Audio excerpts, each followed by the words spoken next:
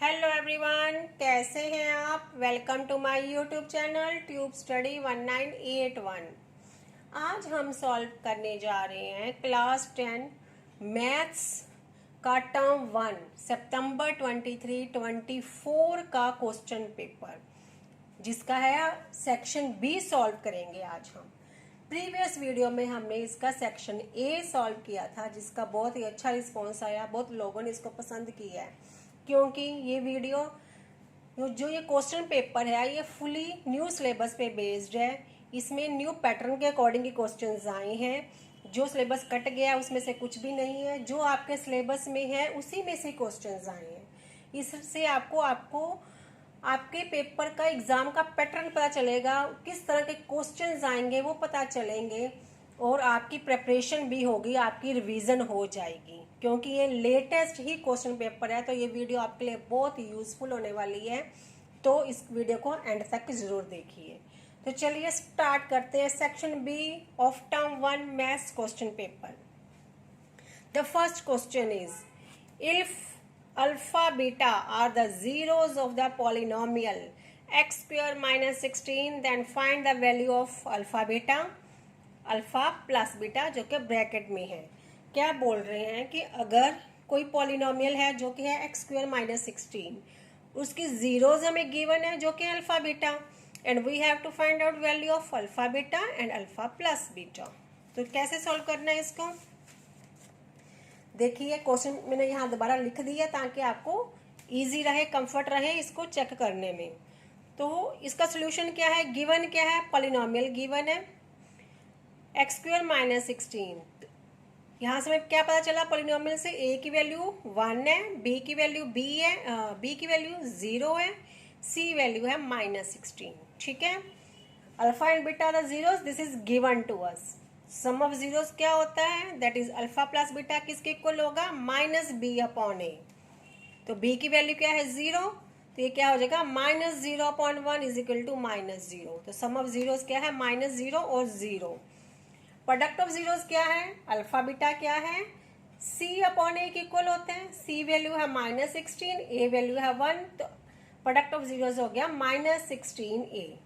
और हमने क्या फाइंड आउट करना है, alpha beta, value of alpha beta bracket में अल्फा प्लस बीटा, मीन्स ये प्रोडक्ट ऑफ जीरोस है, ये सम ऑफ जीरोस है।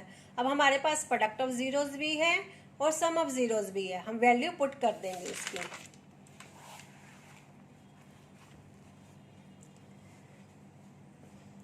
वैल्यू ऑफ अल्फा बीटा और अल्फा प्लस बीटा की क्या वैल्यू हो जाएगी, अल्फा बीटा है माइनस 16, अल्फा प्लस बीटा है माइनस 0।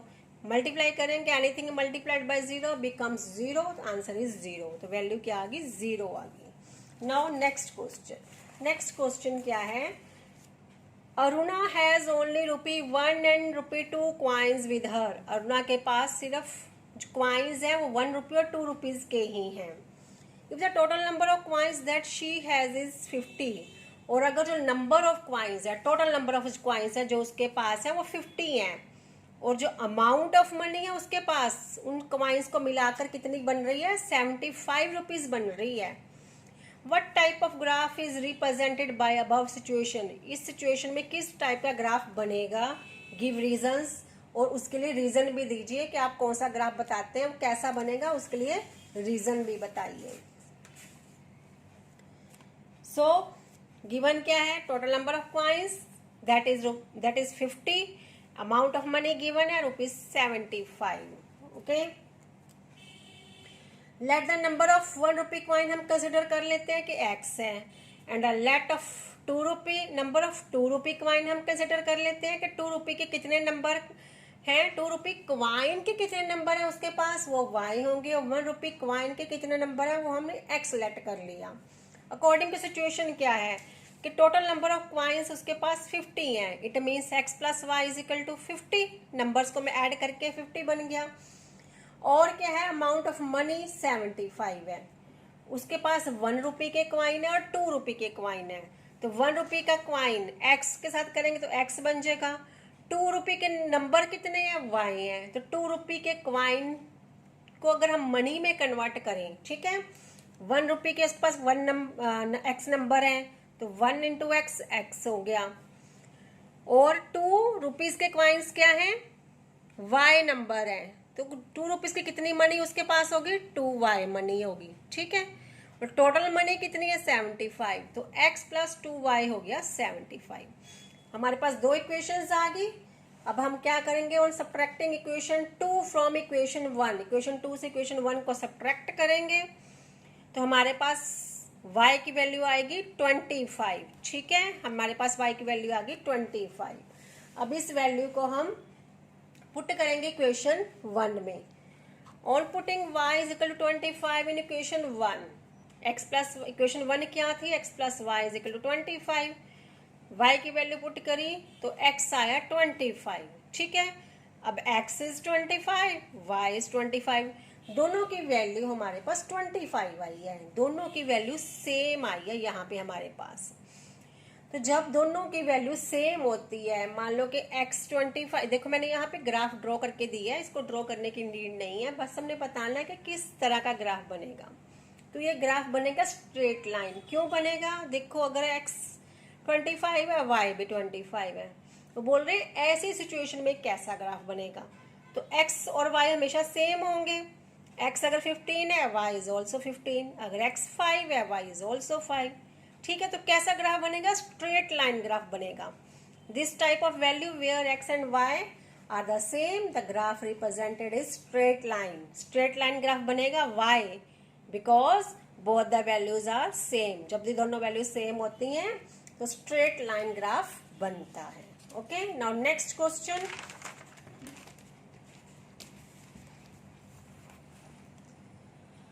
क्वेश्चन मैंने यहाँ भी नोटबुक में भी लिख दिया और यहाँ क्वेश्चन पेपर में भी देख सकते हैं एक बार।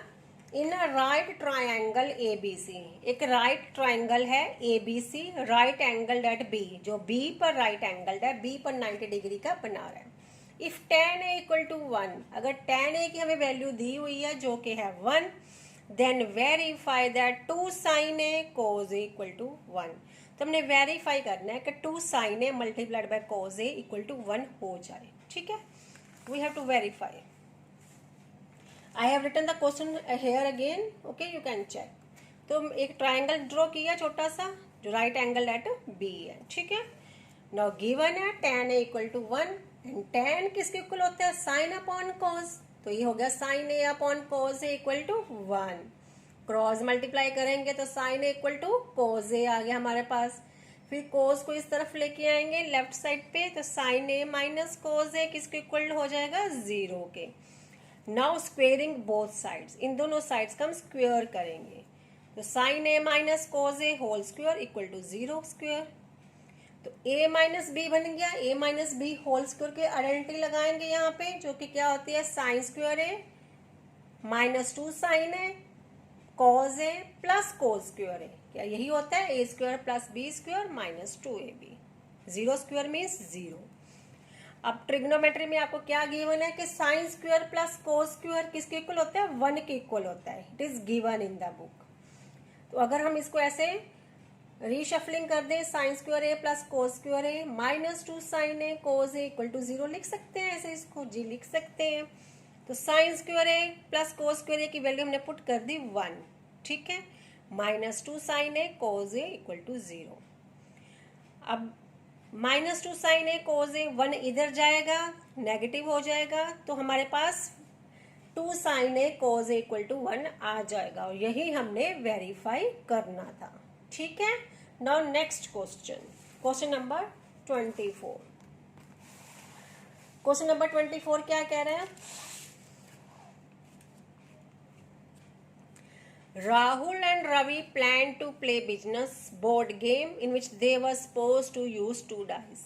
कि राहुल और रवि ने सोचा कि एक बिजनेस गेम खेलते हैं जो एक बोर्ड गेम होती है, उन्होंने जिसमें उन्होंने 2 डाइस को शफल करना है, ठीक है।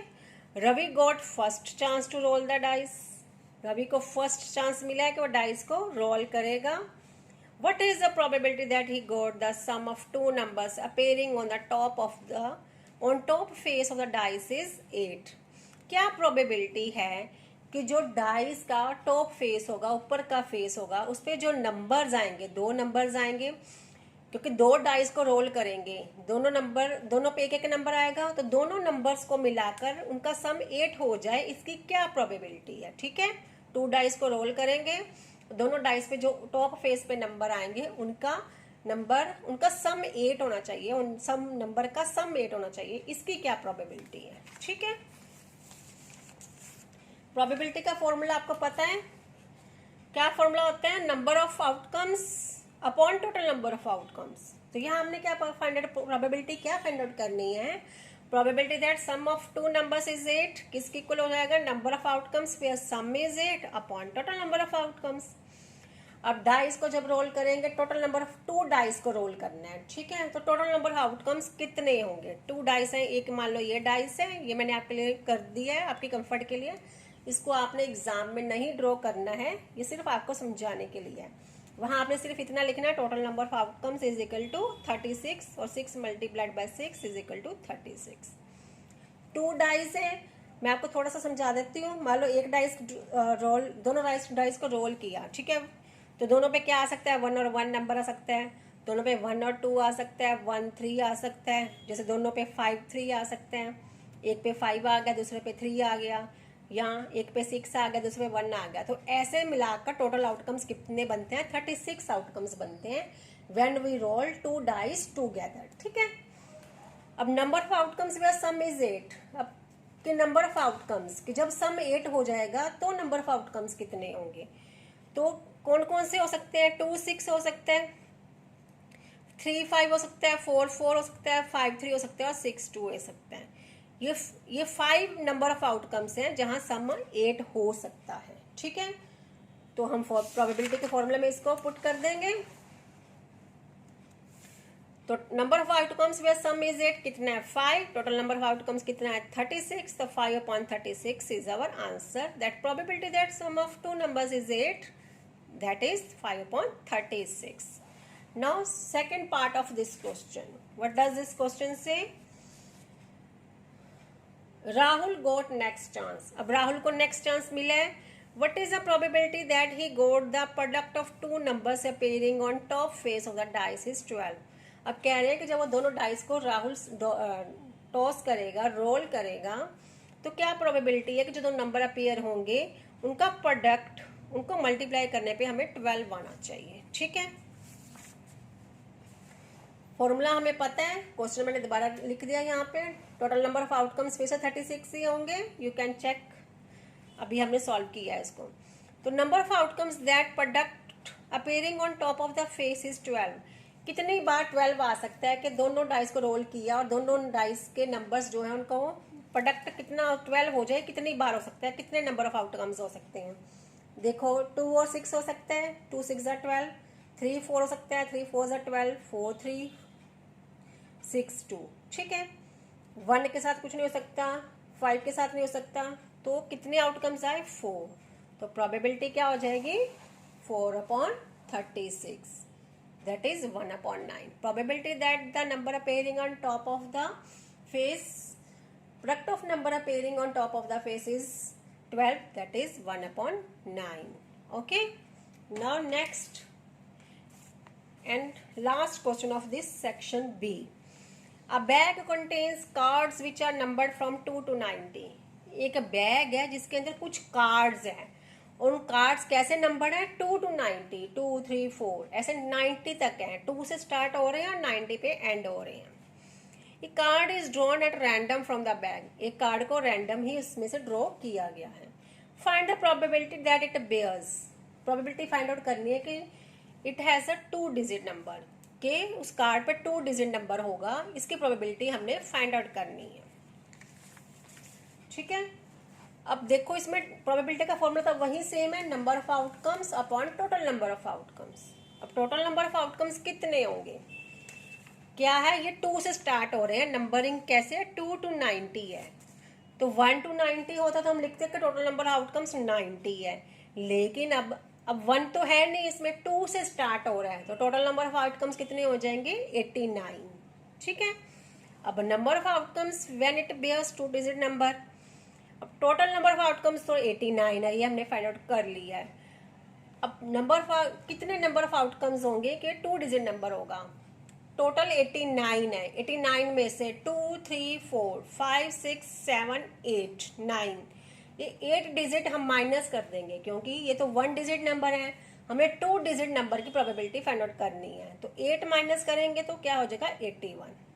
ठीक है, प्रोबेबिलिटी क्या हो जाएगी, number of outcomes that it bears 2 digit number upon total number of outcomes that is 81 upon 89 is our answer. Now second part of this question, a number which is a perfect square, probability that a number which is a perfect square, कि उस card को जब हम randomly draw करेंगे तो ऐसा number आना चाहिए जो कि परफेक्ट स्क्वायर होगा। इसकी क्या प्रोबेबिलिटी है ये फाइंड आउट करना है। Number of outcomes when a number is a perfect square. अब 2 to 90 में कौन से ऐसे नंबर्स हैं जो परफेक्ट स्क्वायर होते हैं। 4 होगा, 9, 16, 25, 36, 49, 64, 81। ये 2 to 90 के बीच में ये नंबर्स हैं जो परफेक्ट स्क्वायर्स होते हैं। ये कितने नंबर्स बने, 8, 1 2 3 4 5 6 7 8। तो number of outcomes when a number is a perfect square that is 8। तो प्रोबेबिलिटी क्या होगी, number of outcomes upon total number of outcomes that is 8 upon 89 is our answer. तो यहाँ पे इसका सेक्शन बी खत्म होता है, फिनिश हो रहा है। अब नेक्स्ट वीडियो में हम सॉल्व करेंगे सेक्शन सी। ये वीडियो आपके लिए बहुत ही हेल्पफुल होने वाली है, इसको जरूर देखिए, ध्यान से देखिए, और अगर कोई प्रॉब्लम फिर भी आती है तो मुझे बताइए, मैं आपके हर डाउट को सॉल्व करने का ट्राई करूंगी। Thank you so much, keep watching.